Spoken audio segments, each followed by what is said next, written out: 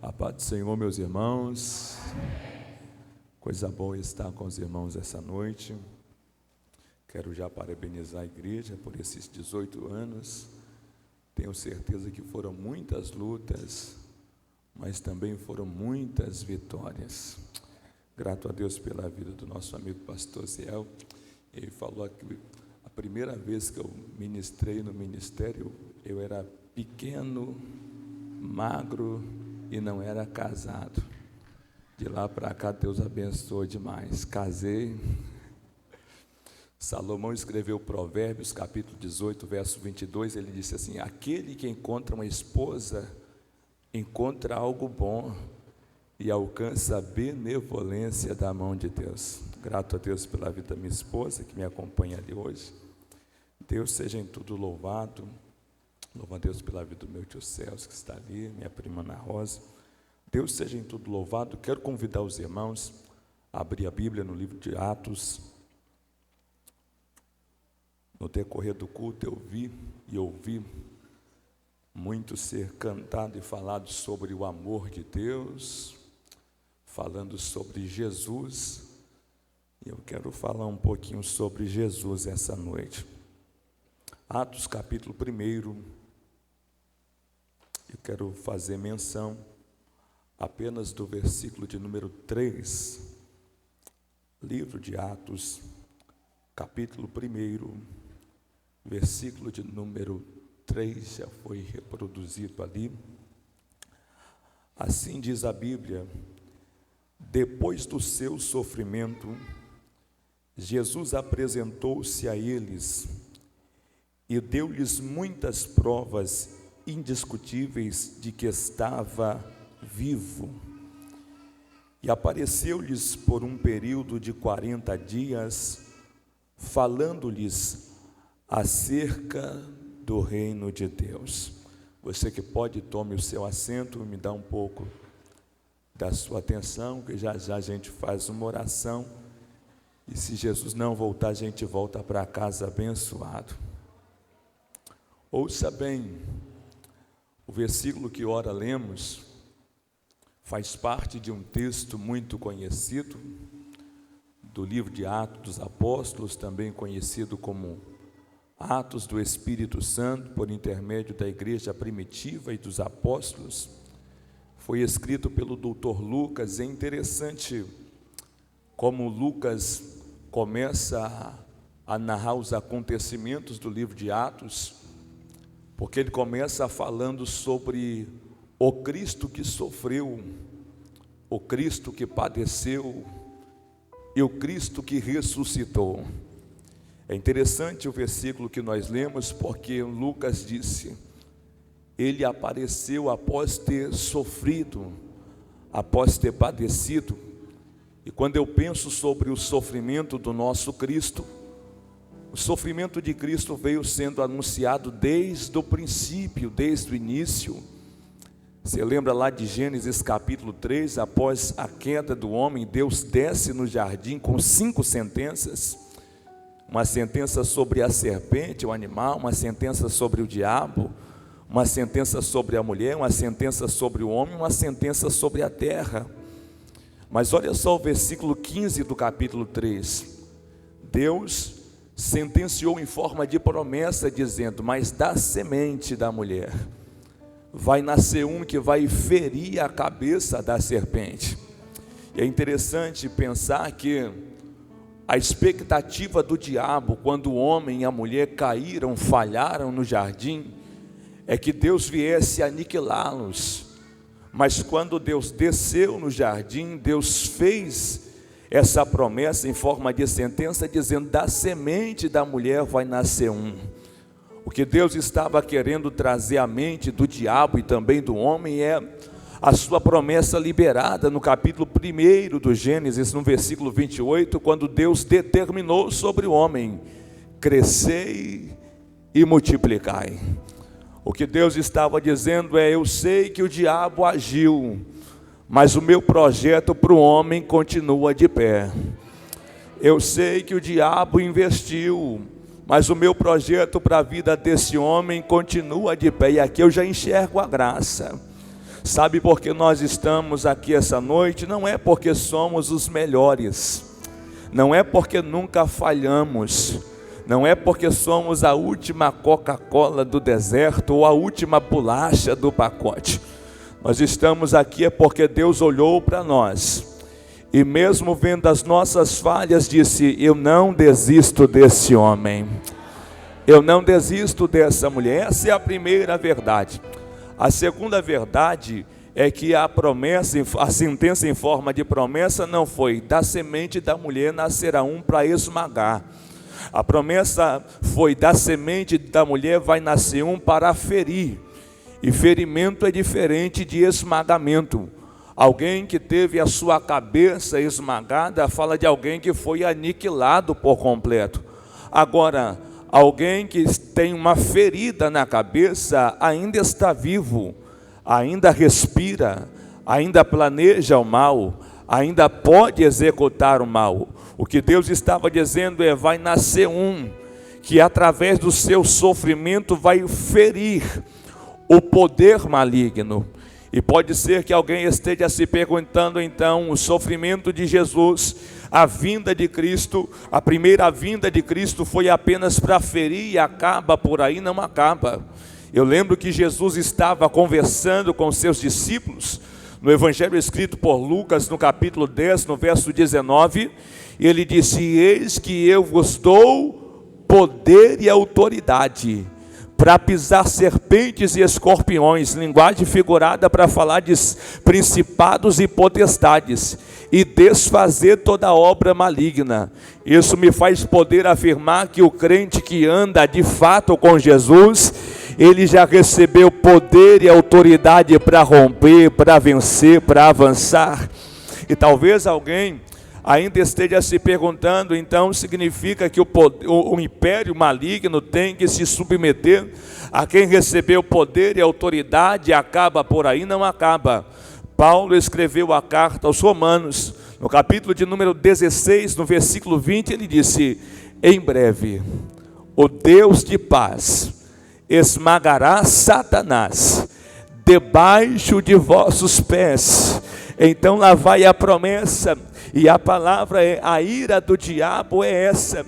Ele sabe que o final dele é sendo vencido, sendo fracassado, sendo derrotado. Mas o final da igreja é sendo vitoriosa, gloriosa. Quem pode levantar as mãos ao céu e se alegrar em Deus, porque Ele já te fez mais do que vencedor. Agora, o calcanhar ferido já estava falando sobre o sofrimento de Cristo. E quando eu penso e falo sobre o sofrimento de Cristo, o sofrimento de Cristo não começou nos açoites. O sofrimento de Cristo começou no evangelho escrito por Lucas, no capítulo 22, no versículo 44, diz: e na agonia da morte Jesus orou de forma intensa, de forma que suas gotas de suor se transformaram em gotas de sangue que caíram ao chão. Jesus estava vislumbrando a dor, Jesus estava vislumbrando o sacrifício, e eu preciso afirmar: Jesus poderia ter parado ali, mas Jesus não parou, porque Ele nos amou primeiro. Jesus nos amou primeiro.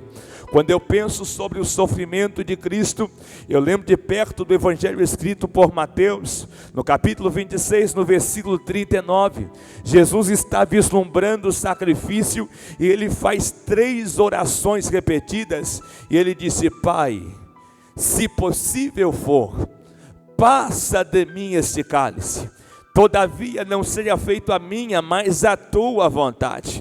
Quando eu paro para pensar e na intenção de remir o tempo aqui, eu vejo Jesus subindo ao Monte das Oliveiras com os seus discípulos, e Jesus estava ali orando. Em Mateus capítulo 26 e Mateus capítulo 27, eu vejo ali Jesus sendo traído por um dos seus discípulos, a saber, Judas Iscariotes. Judas vende Jesus por 30 moedas de prata, e parece que eu me enxergo Jesus sendo entregue na mão dos malfeitores. Parece que eu vejo os amigos de Jesus o abandonando, desertando no momento do sacrifício. Parece que eu enxergo Jesus sendo levado ao sinédrio, e na intenção de remir o tempo, foi a partir daqui que Jesus foi conduzido a julgamento e sentenciado à morte e morte de cruz. Parece que eu enxergo tudo o que estava acontecendo ali. Jesus na mão dos malfeitores.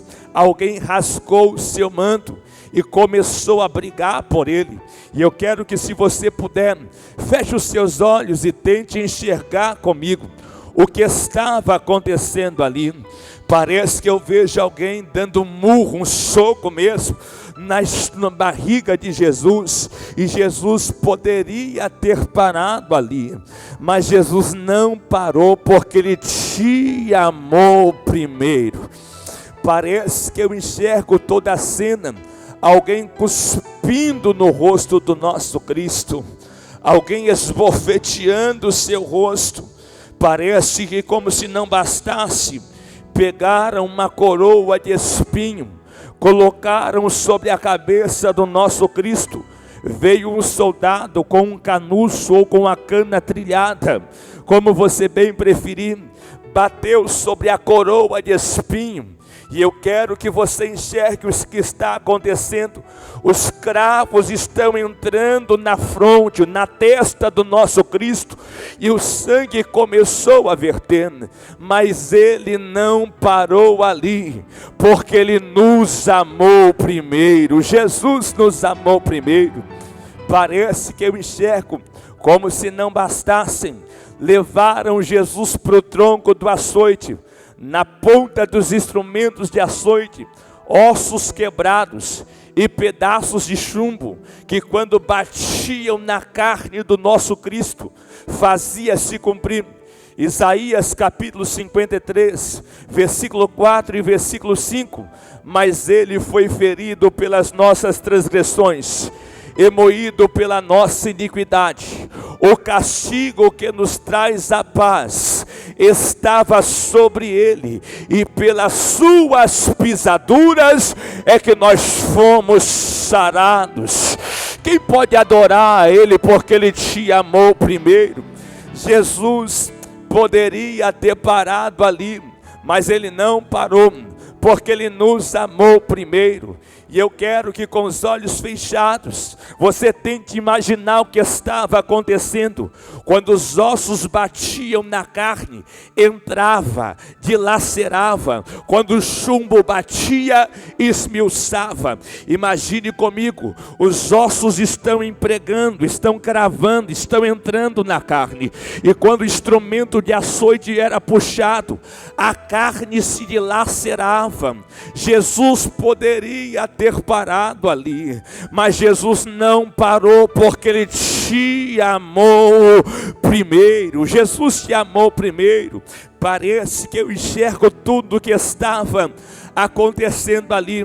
Parece que eu enxergo, veio alguém e pegou um madeiro de aproximadamente 136 quilos e colocou sobre o ombro de Jesus. E todos aqui que já perderam o sangue pelo menos uma vez sabem que todas as vezes que o sangue está saindo, o corpo vai enfraquecendo. Mas parece que eu enxergo Jesus entrando na via dolorosa.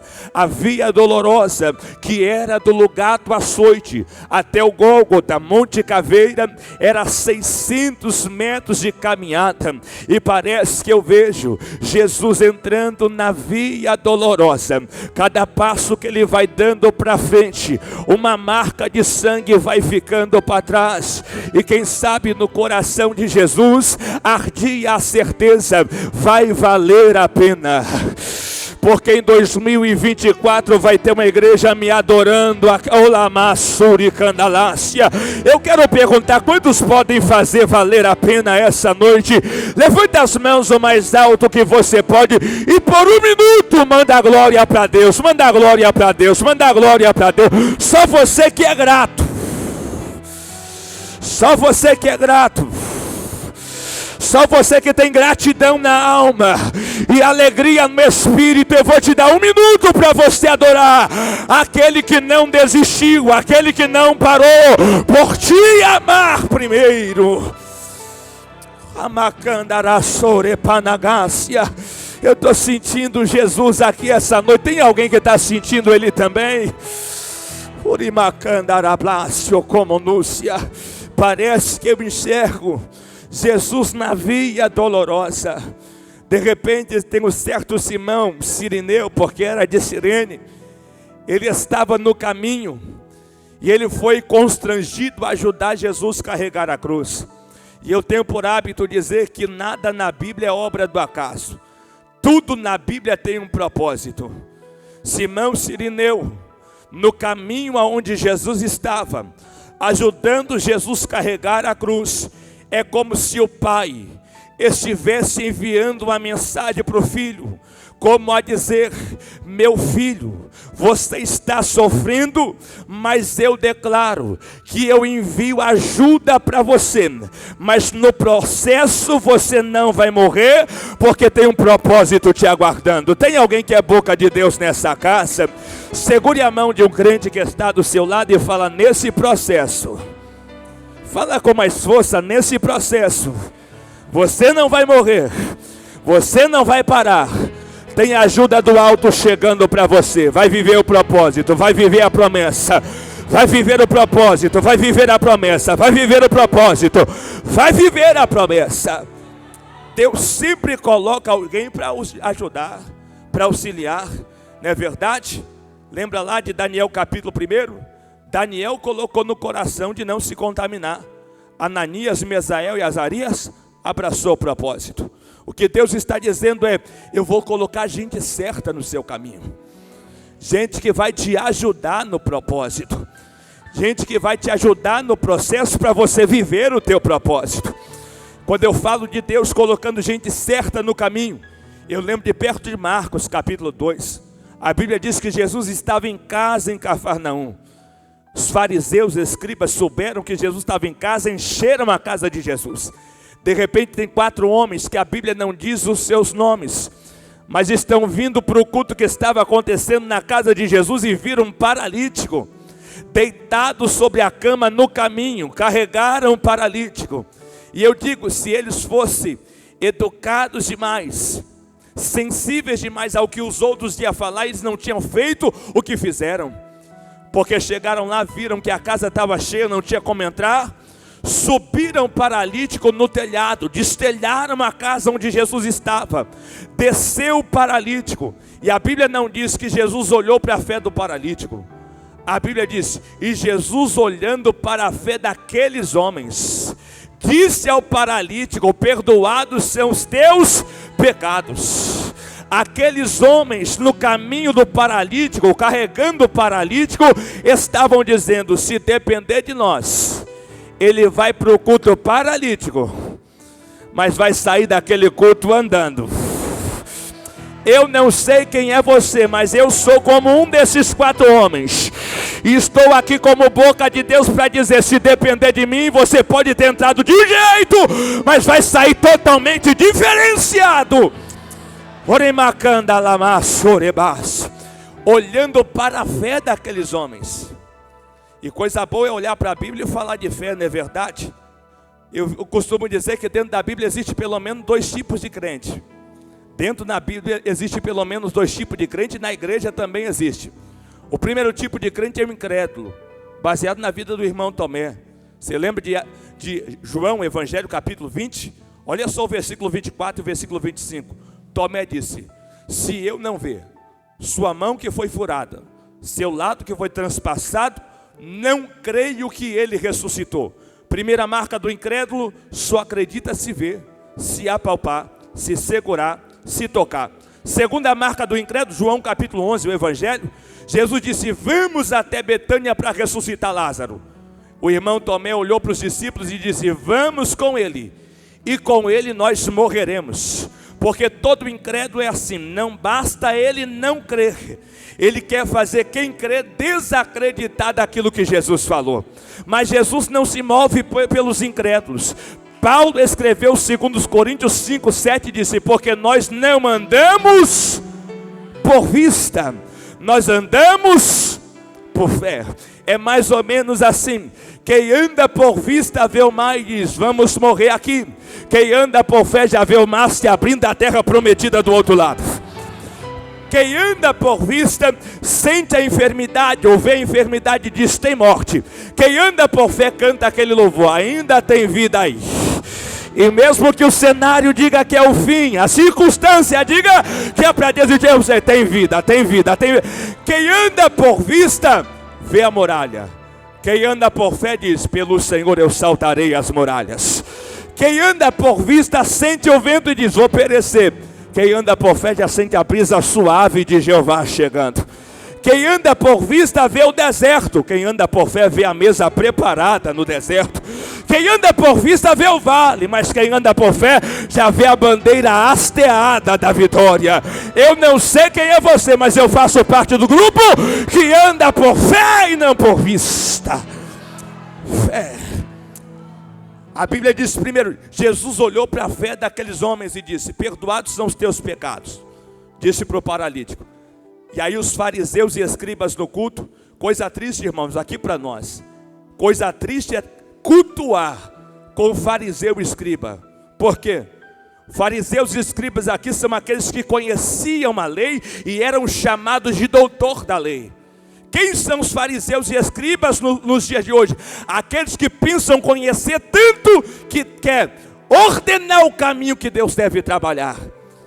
E os fariseus disseram, quem ele pensa que é para perdoar pecados? Aí Jesus disse, para que saibam que o Filho do Homem tem poder para perdoar pecados, a ti te digo, paralítico, levanta, toma a sua cama e anda. E na mesma hora ele se colocou de pé e começou a andar. Agora eu preciso afirmar a terceira verdade. Jesus não chegou dizendo, levanta, toma a sua cama e anda. Jesus começou dizendo, perdoados são os teus pecados. E depois disse, levanta, toma a sua cama e anda. O que Jesus estava dizendo é, primeiro eu vou trabalhar naquilo que é interno. Porque depois que eu tocar naquilo que é interno, o externo vai se levantar. E Deus marcou um encontro com você essa noite. Talvez entrou alguém aqui dizendo, parece que está tudo travado na minha vida. Parece que quando as coisas começam a ir para frente, algo vem dar errado e tudo volta para trás. E Deus está dizendo, eu te trouxe aqui porque eu vou te tocar de dentro para fora. E quando eu te tocar de dentro para fora, aquilo que é externo vai se levantar. Aquilo que está caído vai se pôr de pé. Aquilo que está parado vai começar a andar. Ele tem um hábito de trabalhar de dentro para fora. Você lembra Ezequiel capítulo 37, versículo 1 ao 4? E veio sobre mim a mão do Senhor e me colocou em pé sobre o vale. E eu vi muitos ossos sequíssimos espalhados sobre a face do vale. E o Senhor me disse, poderão esses ossos voltar a viver? Eu respondi, Senhor, tu sabes. E olha só o que Deus disse para Ezequiel, profetiza e diz, eis que eu farei osso juntar ao seu osso. Farei crescer tendão, crescer carne, estender pele, porém o espírito e ele viverão. Deus não disse, profetiza, eis que eu farei crescer pele, eis que eu farei crescer carne, eis que eu farei crescer nervo, eis que eu vou juntar osso ao osso. Não, começou no osso e terminou na pele, porque ele sempre começa de dentro para fora. O que eu estou profetizando é, se prepara, porque no meio da tua casa, no meio da tua família, Deus te levantou como profeta e profetiza lá dentro. Você vai começar a profetizar e Deus vai começar a trabalhar na vida daquele homem, na vida daquela mulher, na vida daquele jovem, de dentro para fora. Não fique aterrorizado quando vê alguém dizendo, eu quero servir esse Jesus que você serve. É Deus dizendo, eu trabalhando de dentro para fora, de dentro para fora, de dentro para fora. Deus sempre coloca alguém no caminho. Simão Cirineu ajuda Jesus a carregar a cruz. E parece que eu me enxergo Jesus chegando no Gólgota ou no Monte Caveira, como você preferir. Jesus sendo deitado sobre o madeiro. Parece que eu ouço o barulho do braço direito de Jesus desloncando, porque a cruz não era para ele. Parece que eu vejo e ouço o braço esquerdo de Jesus desloncando, porque a cruz não era para ele. Parece que eu ouço e vejo pregos de aproximadamente 36 centímetros sendo pregado na mão direita. sendo pregado na mão esquerda, perfurando os pés do nosso Cristo, Jesus foi levantado no madeiro entre dois ladrões. Parece que eu ouço o primeiro ladrão olhando para Jesus e dizendo: se tu és o Filho de Deus, desce daí, salva-te e a nós também. Eu costumo pensar que esse primeiro ladrão não foi inspirado pela carne e nem pelo Espírito de Deus. Esse primeiro ladrão foi inspirado pelo diabo, porque se tem alguém primeiro que não queria ver Jesus na cruz, era o diabo. A segunda verdade, quem usava a expressão se tu és filho de Deus era quem? O diabo. Mateus capítulo 4, 2 vezes: se tu és filho de Deus, lança-te daqui para baixo, porque está escrito: aos teus anjos dará ordem ao teu respeito, para que não tropece em pedra alguma. Se tu és filho de Deus, transforma essas pedras em pães. Mas o segundo ladrão, ao ouvir isso, disse: não diga isso, rapaz, porque nós pecamos e merecemos estar aqui. Ele olha para Jesus e diz: lembra-te de mim, Senhor, quando entrares no teu reino. E Jesus diz para ele: hoje mesmo estarás comigo no meu paraíso. E esse segundo ladrão aponta para mim. Esse segundo ladrão aponta para você, porque ele olha para o Calvário e encontra a salvação. Ele olha para o Calvário e encontra a redenção. Eis aqui a igreja de Cristo. Quando nós olhamos para o Calvário, dizemos: foi de lá que jorrou redenção, foi de lá que jorrou purificação. Parece que eu vejo e ouço as 3 orações que Jesus fez no Calvário. A primeira oração: Pai, perdoa porque não sabe o que faz. Eu costumo dizer que nós conhecemos um verdadeiro cristão não é na bonança. Nós conhecemos um verdadeiro cristão no momento de aflição. E Jesus aqui está cumprindo aquilo que ele ensinou em Mateus 5,44. Bendizei o que vos maldizem e orai por aquele que vos maldiçoam. Jesus está cumprindo a palavra, e essa foi a primeira oração. A segunda oração foi: Pai, por que me desamparaste? A terceira oração foi: Pai, está consumado, nas tuas mãos eu entrego o meu espírito. Eu já ouvi louvores e pregações dizendo que quando Jesus deu brado no Calvário, o inferno começou a festejar, e não é verdade. Vou te dar pelo menos 2 motivos que não deixava o diabo celebrar. O primeiro motivo que não deixava o diabo celebrar: Jesus já vinha pregando: vou morrer, mas ao terceiro dia vou ressuscitar. E se tem alguém que sabe que tudo que sai da boca de Jesus acontece, é o diabo. E eu quero abrir um parênteses para profetizar. E como eu só sei profetizar o que está na Bíblia, lá vai Números 23, 19: diria e não faria, falaria e não confirmaria. Deus não é homem para que minta, nem filho de homem para que se arrependa. O segundo, Isaías 14, 27: se o Senhor já determinou, quem pois invalidará? Se a sua mão está estendida, quem a pois fará voltar atrás? Segure a mão desse crente que está do seu lado e fala assim: ele prometeu. Fala com mais força: se Deus prometeu, já tem dia certo, já tem hora certa, já tem o cenário certo, preparado para se cumprir o que saiu da boca dele. Oh glória! Quem pode adorar a Jesus por isso? Já tem o dia certo. Então a primeira verdade que não deixava o diabo celebrar, Jesus já vinha pregando. Vou dar 3, ia dar 2, vou dar 3. A segunda verdade é que Jesus não orou dizendo: na mão de quem me fere me entrega o meu espírito. Jesus não orou dizendo: na mão dos principados e potestades malignas eu entrego o meu espírito. A oração de Jesus foi: na mão do Pai eu entrego o meu espírito. O que Jesus estava dizendo é: eu posso estar sofrendo, mas se eu estou na mão do Pai eu estou guardado. Posso estar sofrendo, estou na mão do Pai e eu estou protegido. E eu quero profetizar Isaías capítulo 49, versículo 16: porque assim diz o Senhor, eu tenho gravado o vosso nome na palma das minhas mãos. Colossenses capítulo 3, versículo 3: porque agora a vossa vida já está escondida em Deus por intermédio de Cristo Jesus. Isso me faz poder dizer que a raiva do diabo é essa: Ele quer te tocar, mas você está guardado em Deus. Quer te destruir, mas você está guardado em Deus. Jesus orou dizendo: na mão do Pai eu entrego o meu espírito. A terceira verdade é que o diabo sabia: o filho está morto, mas o pai está vivo. O filho está morto, mas o pai está vivo. Atos 2,32. E tendo Deus Pai ressuscitado a Cristo de dentre os mortos.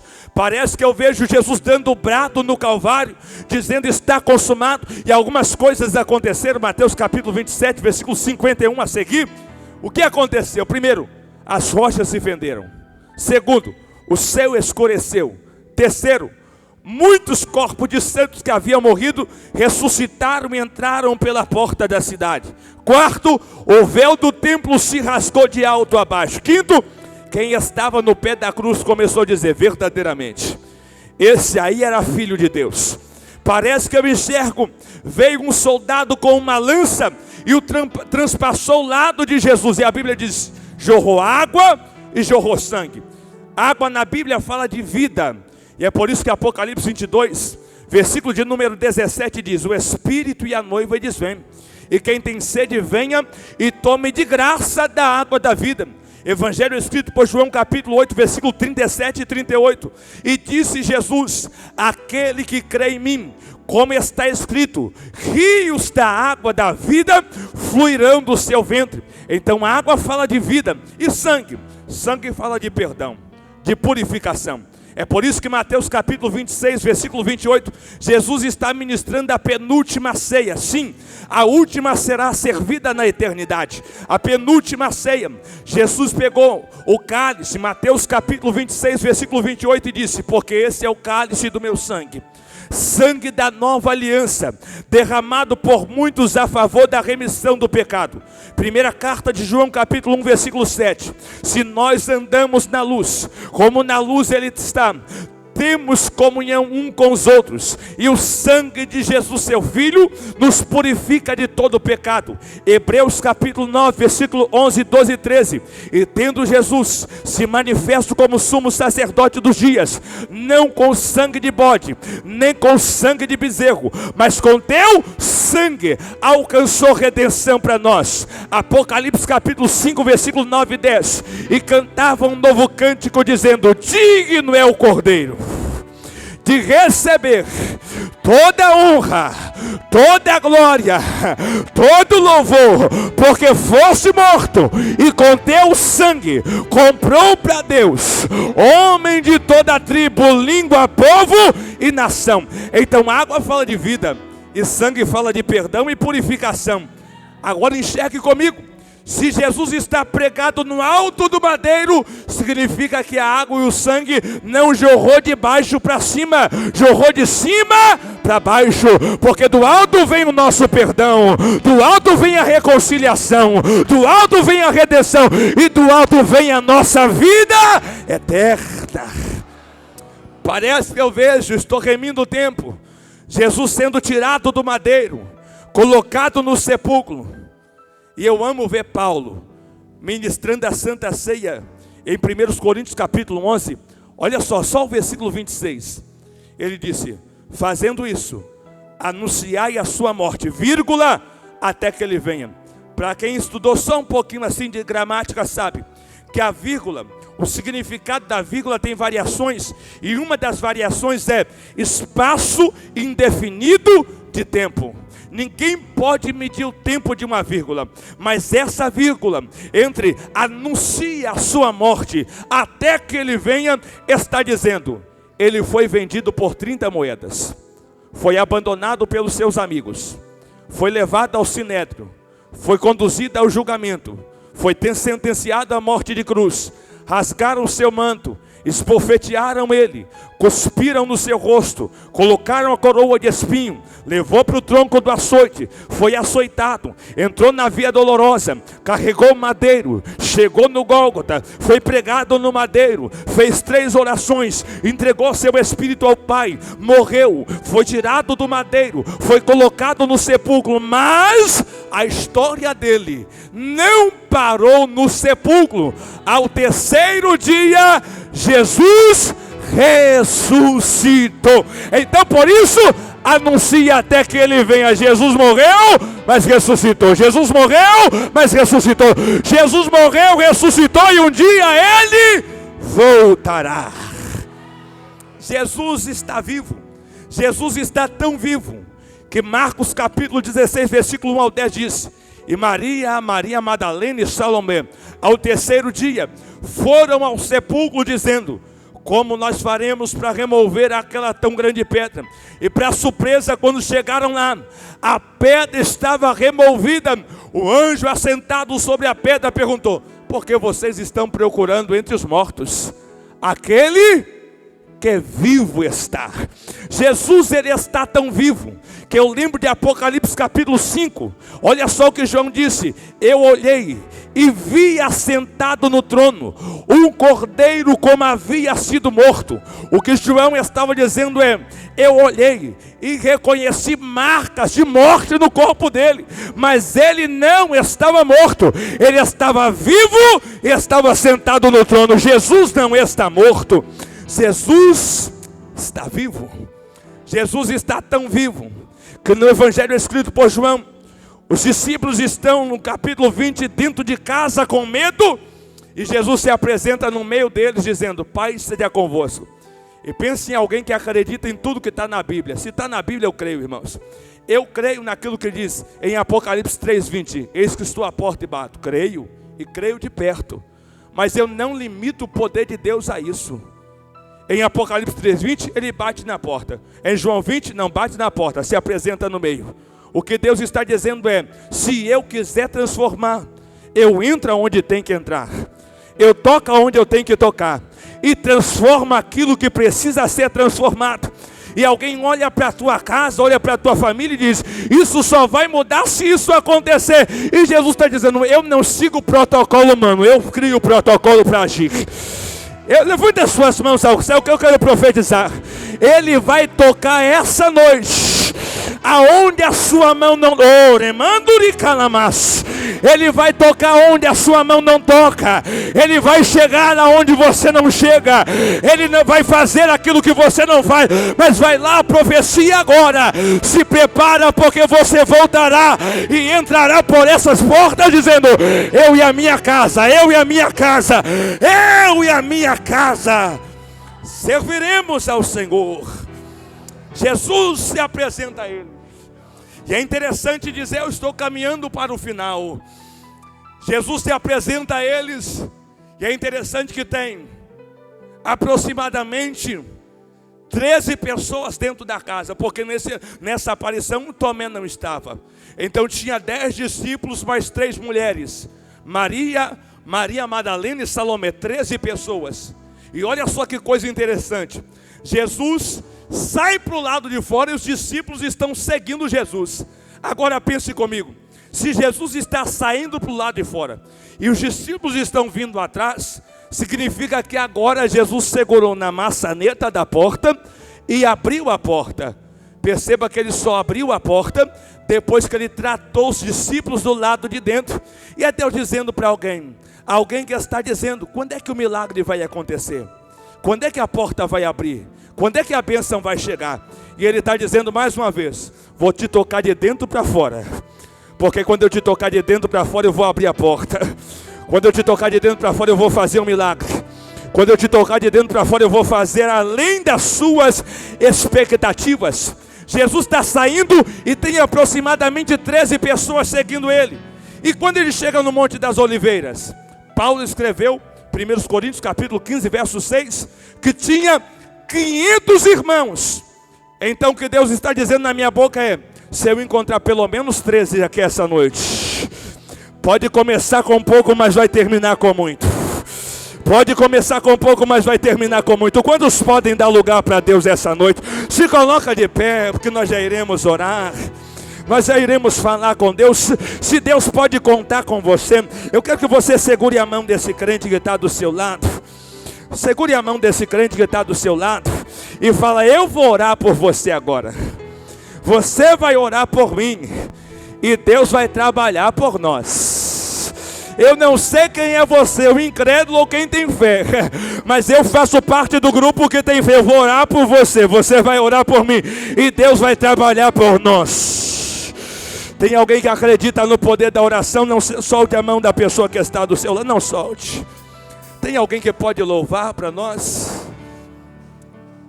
O período de louvor pode subir para louvar a Deus, então, que nós já iremos fazer um momento de oração aqui agora. Não solta a mão do irmão que está do seu lado. Eu cheguei até aqui para dizer que Jesus morreu, mas Jesus ressuscitou.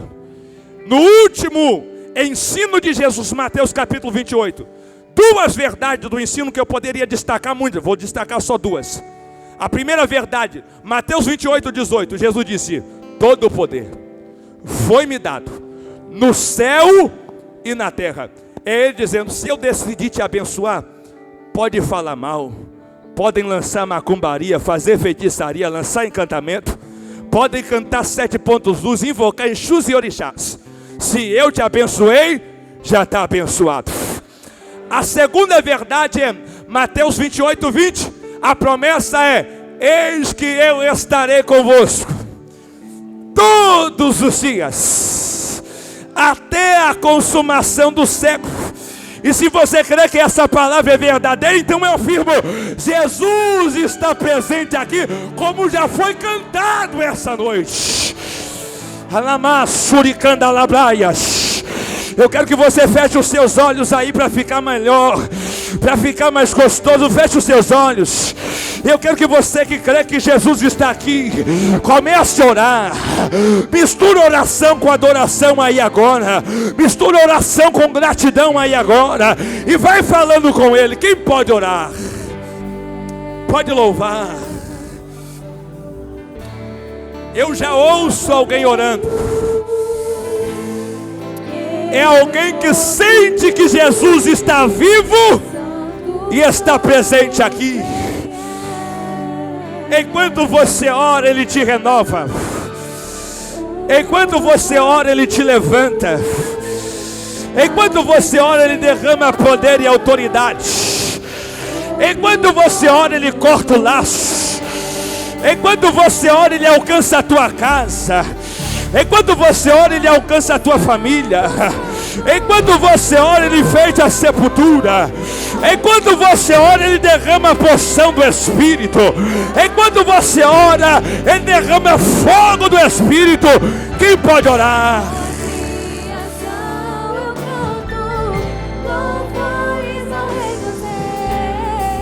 Alamanduricando lobo no saramagaxia. Ele já começou a tocar em vidas aqui hoje. Eu já vejo pessoas se derramando na presença. Eu já vejo pessoas chorando na presença. É gente que crê que Ele está aqui. Jesus não está morto. Jesus ressuscitou e está no meio de nós. Ore. Isso. Vai orando aí, vai orando, vai orando, vai orando. Enquanto você ora, Ele toma a tua causa nas mãos.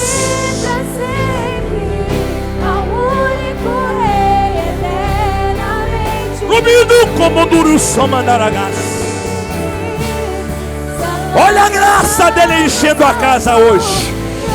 Olha a glória dele te abraçando essa noite.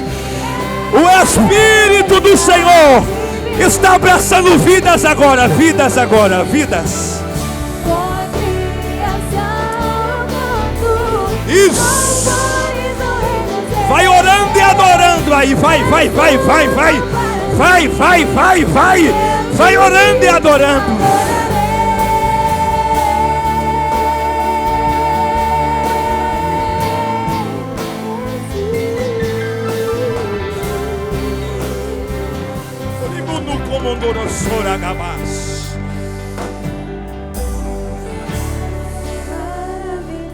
É você e Deus agora.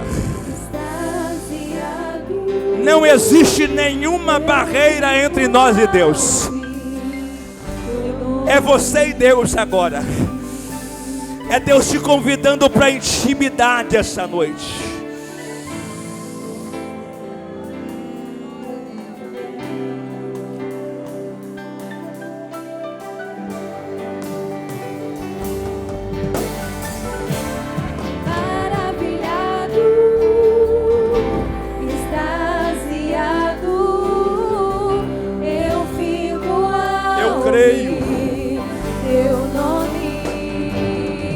Deus está te chamando para um relacionamento hoje. E Ele está dizendo na minha boca: o homem pode te abandonar, o homem pode te decepcionar, o homem pode te deixar, todavia não te deixarei e nem te desampararei. Sente a graça dele, sente a graça dele, sente a glória dele. Começou com você, mas não para em você. Começou em você, mas vai alcançar toda a tua casa. Começou em você, mas vai alcançar toda a tua família. Começou em você, mas vai alcançar toda a tua vizinhança.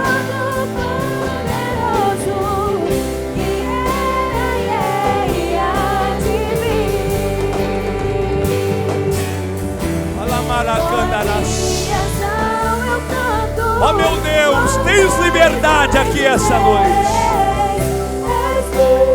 Nós profetizamos a bênção, ó Deus. Oh, remagassúria candalamacharabagash. Eri comondoroshe baragahas. Canubudu comondoroshabababagas. Tebaracante comondúcia.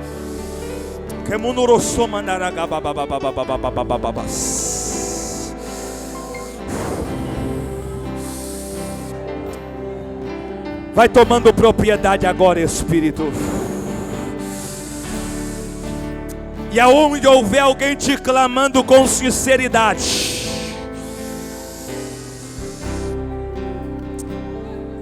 de dentro para fora agora, Espírito. De dentro para fora começa a tocar. Desce com renovo sobre a tua igreja essa noite. Remandorou cominasse a candalamaio coboroshaya. Levanta os caídos. Fortifica os fracos. Enche quem está vazio. Põe em movimento aqueles que estão parados. Mas glorifica o teu nome nos teus feitos essa noite. Glorifica o teu nome nos teus feitos essa noite. E pelo poder e autoridade que é no nome de Jesus, eu já vou profetizando sobre a vida de quem crê, que hoje não é só mais uma noite, que hoje não é apenas um culto, não é apenas uma reunião. Deus marcou hoje um encontro contigo para dizer: hoje eu viro a página da tua história. Hoje eu quebro esse cativeiro. Hoje eu derramo a unção que despedaça os julgos. Hoje eu derramo a unção que quebra os grilhões. Hoje, agora, Shabarás, Ele já está derramando aqui. E quem crê, recebe agora.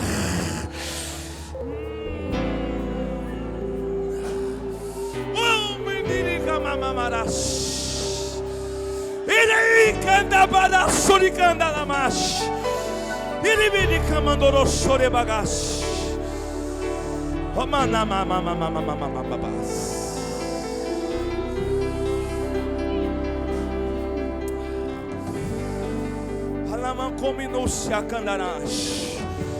Hoje Ele se manifesta como o Senhor que sara nessa casa. Oh, nesse exato momento, enfermidades estão batendo em retirada. Principados e potestades malignas estão caindo por terra agora. Aquilo que te travava está sendo quebrado essa noite. Se prepara para romper a partir de hoje. Se prepara para avançar a partir de hoje. Se prepara para se assentar na mesa preparada pela mão de Deus. Se prepara para hastear a bandeira da vitória. Em Cristo está a nossa vitória. Oh, glória a Deus. Alamaios, oregandalabaios. É nesse clima de oração e de adoração que eu preciso perguntar: aonde tem alguém que por um tempo se afastou do caminho? Alguém que por um tempo se afastou da casa do Pai. Mas você entende que hoje é dia, é noite de voltar para casa. Você que entendeu que Ele te amou primeiro, e por isso hoje quer voltar para casa, ou deseja fazer uma aliança com Cristo. Eu quero te convidar a sair do seu lugar e vir aqui na frente, porque eu quero orar por você essa noite.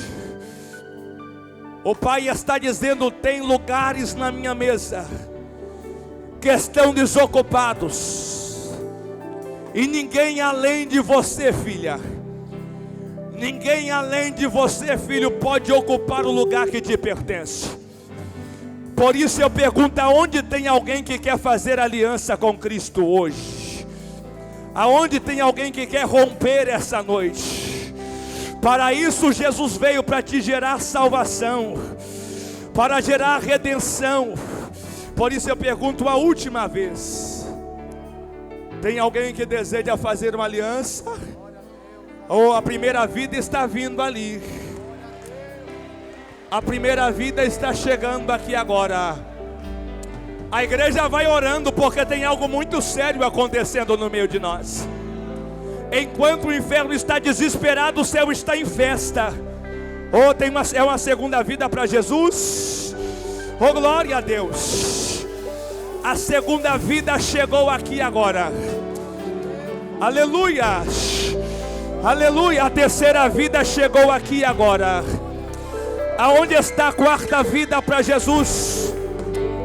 A igreja continue orando. Só quem entende que está acontecendo algo sério no meio de nós. Olhos fechados e boca aberta para orar, para falar com Deus.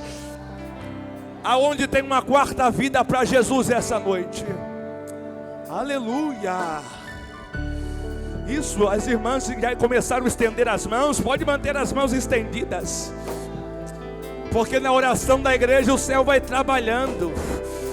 Na oração da igreja Deus vai agindo, o Espírito vai conversando.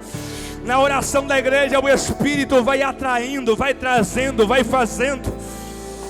Aleluia. Eu preciso perguntar: aonde tem uma quarta vida para Jesus essa noite? Quem entende que Ele te amou primeiro, que entende que o sofrimento foi por amar você, e você quer decidir valorizar esse sofrimento que Ele teve. Eu pergunto uma última vez: tem uma quarta pessoa para Jesus? Se tem, sai do seu lugar e vem aqui na frente. Eu já vou transmitir ao pastor a oportunidade para estar orando por essas vidas. Se não tem a igreja, estenda as mãos para cá, pastor Ziel.